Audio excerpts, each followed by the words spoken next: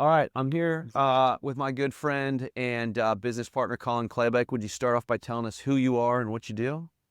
Yeah, Collin Klaybeck. I'm a partner at Virtus, lead our real estate practice, and call on multifamily owners. So I'm every day trying to consult and advise owners of real estate on their insurance programs. Incredible. Tell me about the formation of the real estate practice. Where did we come from and where are we? So I'm lucky enough to kind of follow in your footsteps a bit. As employee number 5 here at Virtus, and got to be lucky enough, got to learn a little bit about real estate under your tutelage and through osmosis of how you were consulting with your clients and so forth. And so very early on, I was drawn to Virtus because it was a startup and I could kind of control my own destiny and control my own path and see the benefit of the work product that I was putting in, because it's one of my biggest frustrations coming outside the industry. And then very quickly, I think I shared with you, like, someday I want to lead this practice. So for me, it was a lot about learning everything I could about commercial real estate, and not just the insurance piece of it, but how deals were financed, how my clients thought about the business that they were in, and raising money in capital and debt, and how it all came together.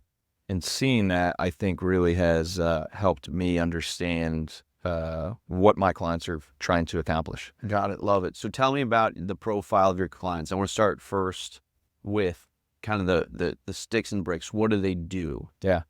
So in the most simplest form, we're calling on multifamily owners, operators, managers, and developers.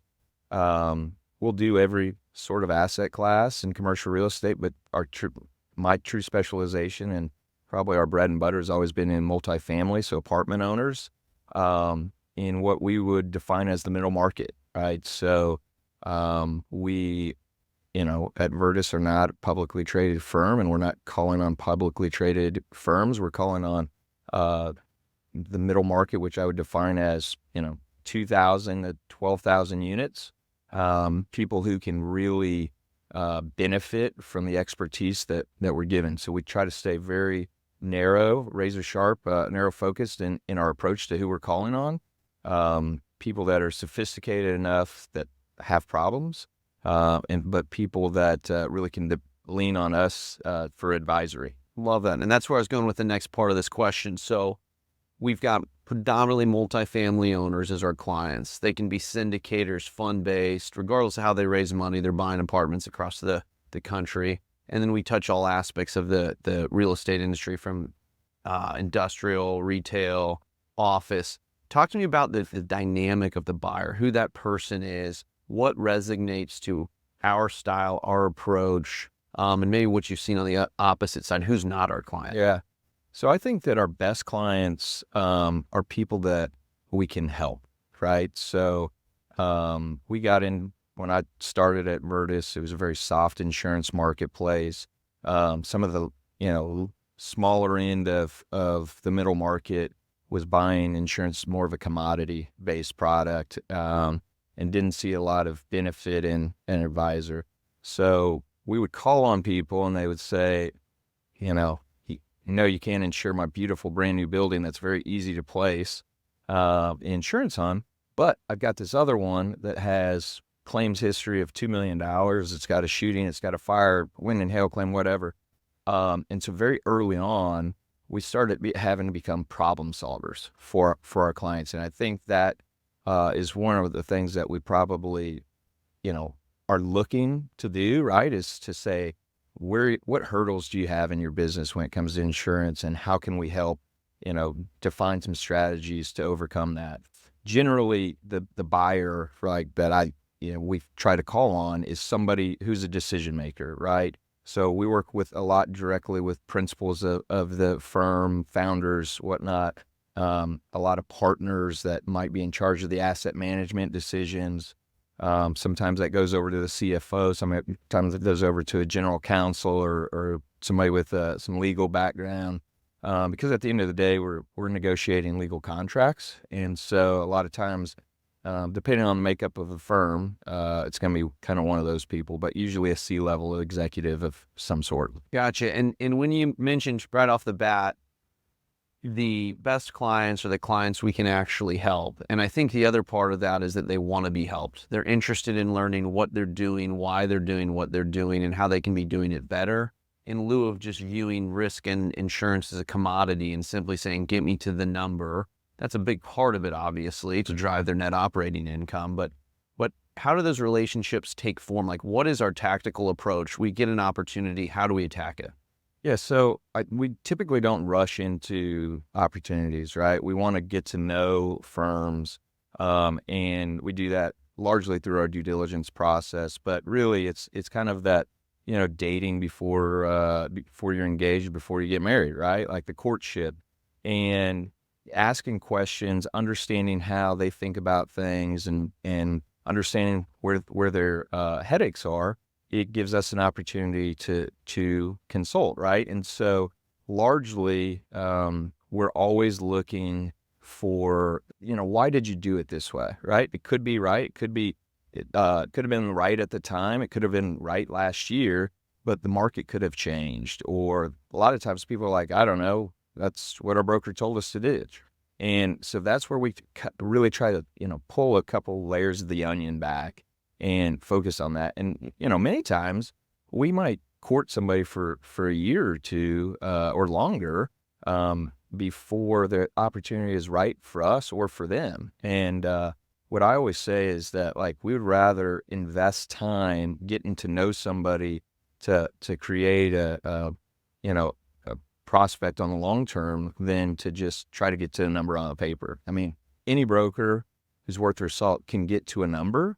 But what does that cost you on the back end? In insurance, it can be a whole heck of a lot. Sure. So over the past really 5 years, but decade that you've been in the industry, you've built the largest or one of the largest real estate businesses, platforms in the insurance industry, right? What do you credit that growth, that success, that trajectory to? So a couple things. I think, one, I'm proud to think of it that way. Sometimes you're just working, with tunnel vision, and you don't think about what we've built at Virtus, what we've built with the real estate practice. So that's fun. But really, I think the timing was right and the work was right? And so we put in a lot of work to understand our clients that didn't pay off in the early days. Then the market started hardening. And so when we were operating in a soft market, and we had these commodity-based buyers, or if the marketplace was dictating that, they started having headaches, and they started needing to have, like, what's an alternative strategy? And so as the market, really 17, Harvey and Maria, you go 18 to 23 was probably the hardest insurance marketplace of all time, right? 2023, and for property insurance in particular.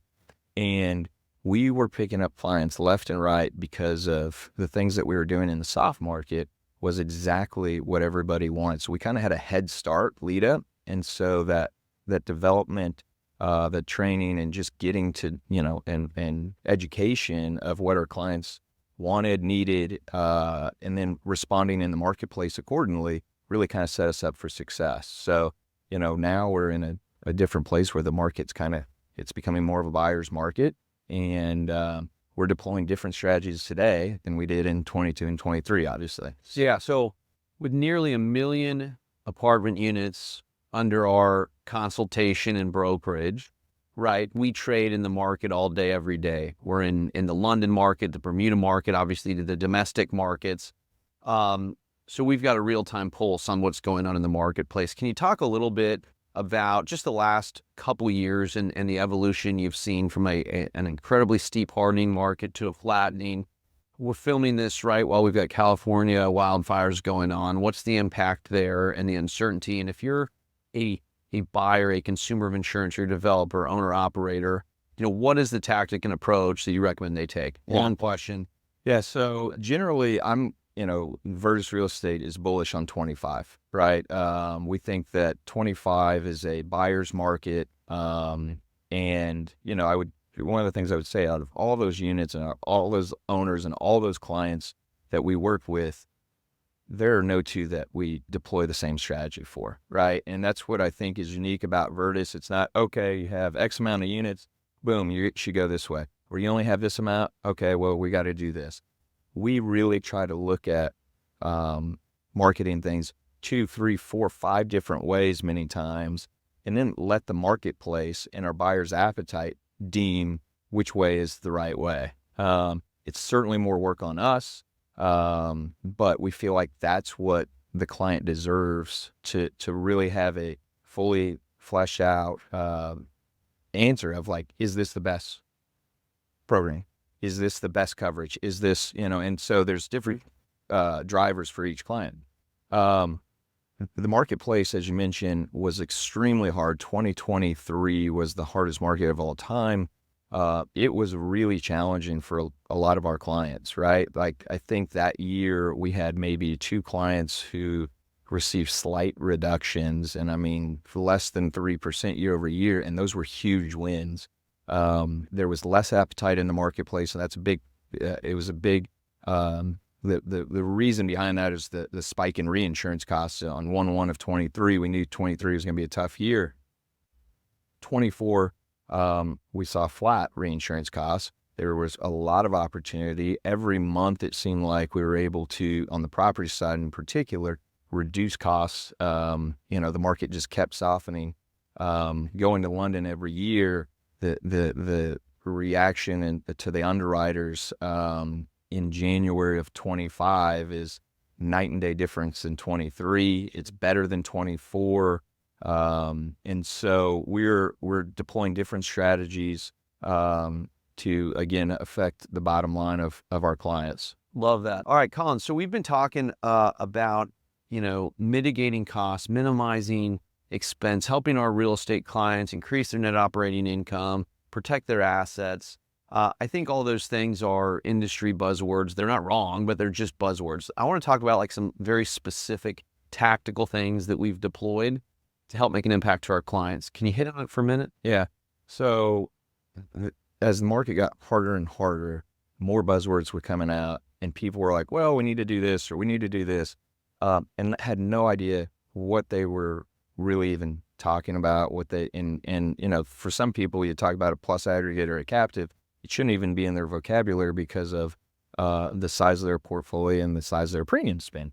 But in its simplest format, we are trying to figure out ways so that people can keep a little bit more cash on the books, reduce their overall spend, and see if we can get a credit in the marketplace. There are many different vehicles to use. You can use the ones I just mentioned, captives and plus aggregates, probably most common.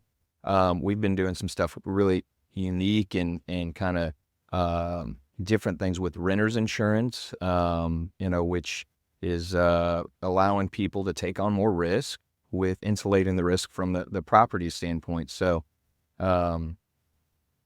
even in that, it's like, should we put it together? Should we chop it up? Right. And so Expand on that a little bit. yeah, so everybody looks at the insurance marketplace for a long time has always rewarded economies of scale. And the hardest point, that was not the case. And so we were, from 2017 to 23, we chopped up more master programs than we put together because there were benefits. We looked at it together. We looked at it on one-offs or geographic tranche and just mini mastery type structures. And that's what we're still doing today as well, right? And for different clients, it's so specific to geography and loss history and vintage and whatnot. But it's really running the trap 5 different ways. Yeah, so if I can say that back to you, so as I was just trying to synthesize it in my head, you've got what I'll call program design. So we can toggle deductibles, program terms. We can infuse a renter's insurance product to try and mitigate some of that risk. So that's one tranche. You've also got kind of an asset-based approach, right, where you've got workforce housing, tax credit, high-rise Class A. Smashing them all together may or may not make sense depending on the underwriting characteristic. And then I think lastly is just we're trading in the market every day. So we know what carriers are competitive, how to access them, where they're going to play within the tower, the stack, or the program. A fair assessment? 100%. I mean, I think the first two for sure. And then on the last side of that, of knowing the marketplace and knowing what carriers want and want to see, is also knowing about what your owner, what your insureds find benefit in, right? And so can you, do they need earthquake coverage? Do they need 50 million? Or do they need, $1 million, 5 million, right? Like understanding what you're going to get in the marketplace and what's realistic is, the very elementary position of a broker, right? In my opinion. So like that type of stuff. So I would kind of flip the order, right? I'd say like knowing who we're going to, what they want to write, what they're aggressive writing, based off that. And then we layer on the different tranches of mini masters or the poles and levers and poles from program design and architecture. Yeah, and how did you come to this conclusion? Because although we hear a lot of our competitors are forming specialized practices, most of that's more form over substance. Your group, your team in the real estate platform specializes and focuses exclusively on real estate. And so what edge, competitive advantage do you think that gives you, but that gives our clients? Yeah. Well, I think I always say that our clients speak real estate and we speak insurance. And so it's our job to interpret what the underwriters and the carriers are saying in the insurance language in a real estate format so our clients can digest it. I think that we get that edge and we're talking with a client, very quick call over, hey, what's the question here? And understanding why they're asking that question, why their lender's asking that question. It gives us a quicker response time to them. We just understand their business better. If we understand their business better and what's important to them, we can cut a better deal to benefit them from a financial perspective, dollars out the door. Sure. So this is an open-ended question, but so what's next? What's next for the Virtus Real Estate team? What's next in the market? What do you see around on the horizon? Yeah, so we have been very fortunate to grow every year, and we're continuing that growth path and trajectory. So we want to expand our team more. We want to expand our client base more. I think right now we probably insure stuff in 40 states. I'd love to say that we insure stuff in all 50 states, but we're going to continue to grow. We're going to stay true to who we are, to what brought us success, working directly with buyers, and being consultative. The future is going to be, as I said, I'm bullish on 25 earlier. There are going to be deals to be cut in 25. And so we've got to be razor sharp with our underwriters. We have to know exactly what they want. We have to deliver it to them in a way that's easy to digest, the way that they want to see things, so that they can get as aggressive as possible for our clients. So that I see big things happening. I know that the industry in itself right now, I just read an article yesterday morning. There's a bit of stagnation in multifamily industry because of rates and supply in the industry. Next week we're got a big conference that we're going to, and they're looking to touch base and rub elbows with a bunch of industry thought-provoking leaders. And but I think we're going to be here to help guide our clients. Future's bright. Thanks for joining me today. Hey, thanks for having me.